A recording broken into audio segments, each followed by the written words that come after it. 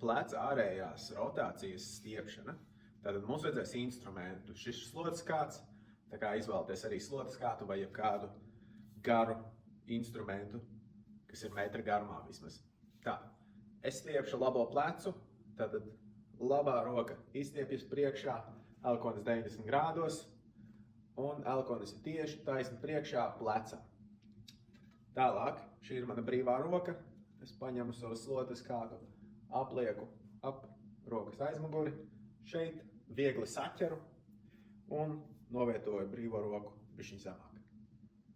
Tālāk mēs lēnām ar brīvo roku vilksim kātu un ļausim rokai rotēt. Tātad mēs darām šo kustību.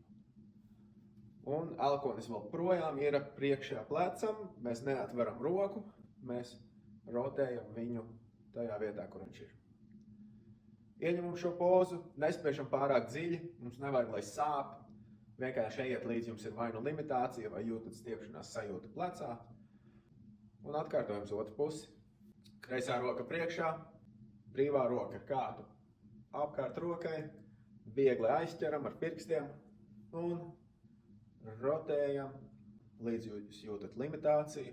Jūs negribat baigi sākt liekties vai tur kaut ko kompensēt, tāpēc mēs to darām lēnām, līdz jūtat, ka vairs ne, un viss.